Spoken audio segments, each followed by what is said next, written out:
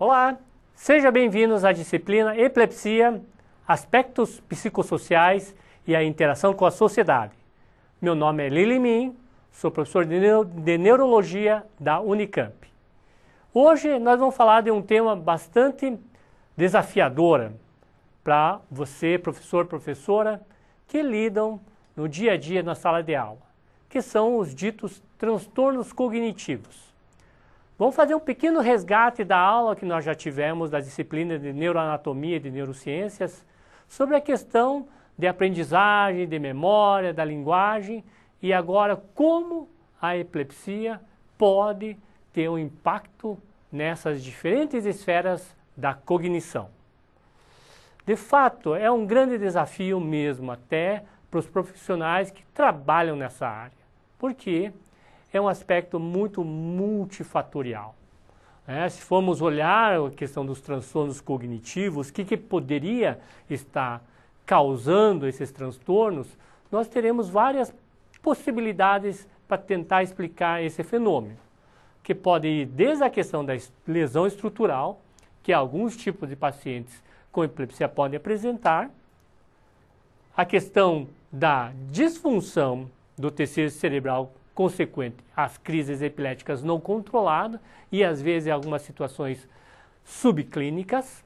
E isso realmente, do ponto de vista neurobiológico, é bastante, digamos, incerto, de tanto que é um ponto de pesquisa ainda hoje na neurologia. O efeito tóxico das medicações. As medicações têm, digamos, efeito desejável de controlar as crises, mas o mecanismo por trás do controle das crises está na modulação da atividade neuronal. Isso acaba tendo um impacto muito grande também no funcionamento geral do cérebro da pessoa. Então é possível que em algumas situações a medicação está trazendo mais um efeito deletério do que benéfico em contrapartida ao controle das crises. E um outro aspecto que não posso deixar de mencionar são aspectos psicossociais. Em que ambiente, digamos, o nosso paciente, nossa pessoa com epilepsia está inserido? Será que é um ambiente bastante favorável, que estimule, ou é um ambiente muito protetor, como a professora Paula já comentou em aulas anteriores? E nesse aspecto, o que pode ser influenciado a questão cognitiva? Então, podemos parar para fazer uma reflexão. Quais são os transtornos cognitivos, de uma maneira geral, que você mais enfrenta na sua sala de aula? Eu gostaria que você parasse um pouquinho, fizesse pequenas anotações sobre quais são os problemas que você enfrenta no dia a dia. Será que é questão de aprendizagem? A pessoa não memoriza direito, a pessoa tem dificuldade na linguagem, né? Ou no planejamento das atividades, raciocínio lógico, ou é uma combinação de todas elas?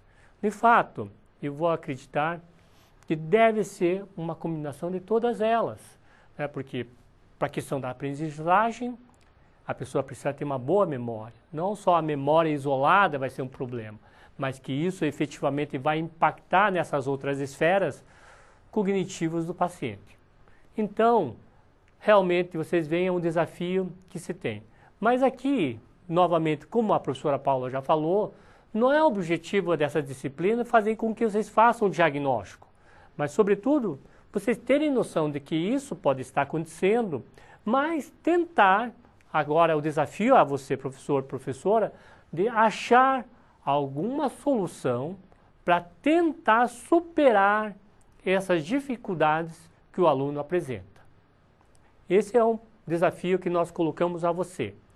De uma maneira geral, recapitulando a questão da aprendizagem, então como é que nós aprendemos? De uma maneira, digamos, bem simplista, num modelo que a gente pode colocar que a pessoa lembre, digamos, do conteúdo que foi passado. Então, para isso, a pessoa precisa estar atenta a isso, estar acordada, atenta, para poder absorver esse conhecimento.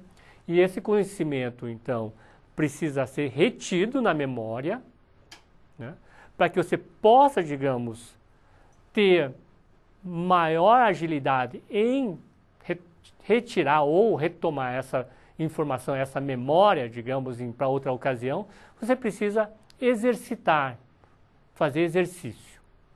E para que essa memória, esse aprendizagem possa ficar sedimentado no seu cérebro, é preciso que a pessoa tenha uma boa noite de sono. Então, todos esses aspectos nós abordamos nas disciplinas anteriores. Então, você imagine que a aprendizagem não está ocorrendo devido ao fato que a criança não está tendo uma atenção, ou então a dinâmica da aula não está sendo interessante o suficiente para chamar a atenção do aluno. Número 2, será que esse conteúdo está sendo cobrado em forma de atividade extraescolar, de exercício, tarefa da casa, para que o aluno possa aprimorar esse conhecimento? Número 3, será que essa criança está tendo uma boa qualidade de sono? Ou será que as medicações estão interferindo? Então existe, como você pode já ver, algumas possibilidades de intervenção, de tentar estimular mais esse nosso aluno que pode estar tendo dificuldade em algumas esferas na questão da cognição. Então, a questão da aula, algumas situações, não pode ser a mesma abordagem que você dá para todos os alunos da turma. Há uma necessidade de rever esse contexto. A questão da tarefa de aula de reforço, há necessidade de considerar alguma coisa mais personalizada. A questão número 3, que agora precisa ver com a família como está o ciclo sono-vigília dessa criança em casa. Pois, se não tiver um bom ciclo sono-vigília, tudo o que se aprendeu no dia, à noite, não vai ser sedimentado e no dia seguinte ela não vai ser lembrada. Então, esses são alguns aspectos que eu acredito que são fundamentais, né, para que você possa aqui traçar alguns planos, algumas estratégias de intervenção. Claro, alguns outros aspectos vão ajudá-lo a formular esse plano melhor. Então, outros aspectos que eu gostaria de trazer aqui à tona para a gente discutir, que são os fatores desencadeantes ou fatores de agravo para esses transtornos cognitivos. Certamente o tipo de epilepsia, a frequência das crises, a idade de início e a duração da epilepsia são fatores que vão influenciar diretamente a questão cognitiva desses alunos. Então, se o paciente tem um tipo de epilepsia que cursa com uma lesão, que existe uma lesão, um dano cerebral.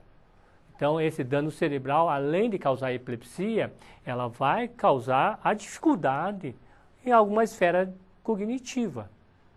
Então, essa dificuldade, ela existe a partir de uma explicação neurobiológica. Outro aspecto que deve ser levado em consideração, como foi colocado, é a frequência das crises.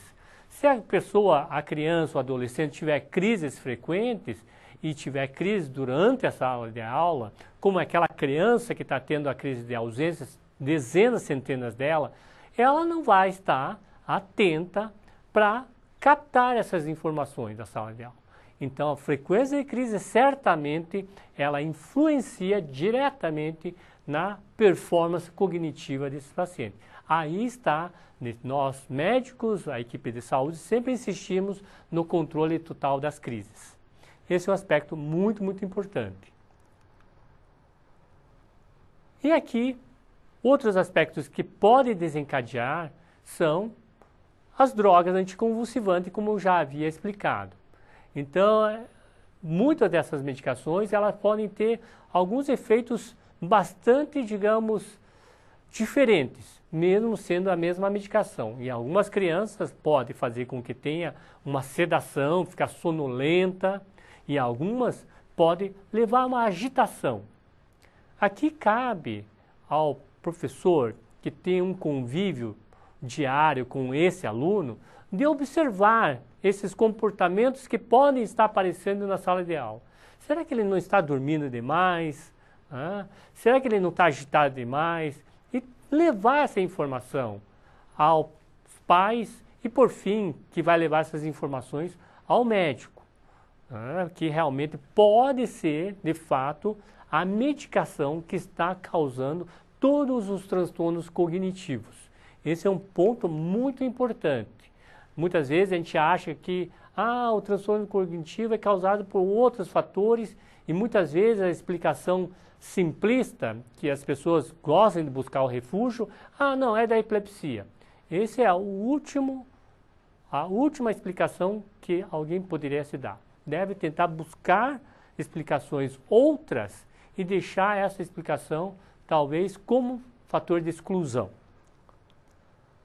A questão da epilepsia generalizada, né, início precoce e alta frequência das crises, realmente, como eu havia dito, eles levam maior déficit. Esse é um fato.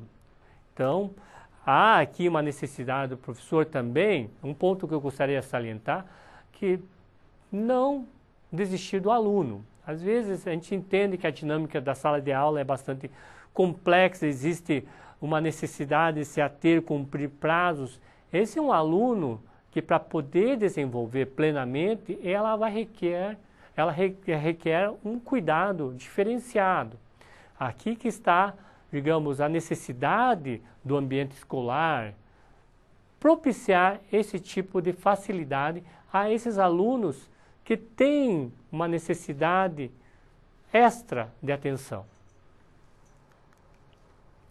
E eu gostaria que, por fim, nesse momento dessa abordagem da questão de transtornos cognitivos, trazer uma pergunta que eu gostaria de ver vocês discutindo na sala de aula, não na sala de aula, no nosso fórum, né, se transtorno cognitivo, né, ou no caso a epilepsia, pode levar a um retardo mental. Gostaria que vocês fizessem uma busca, digamos, na literatura, em bases científicas, para tentar responder essa pergunta. Lembrando que todo o material de apoio, elas estão disponíveis no Moodle para que você possa aprofundar o conhecimento. Agradeço a sua atenção e espero você na próxima aula.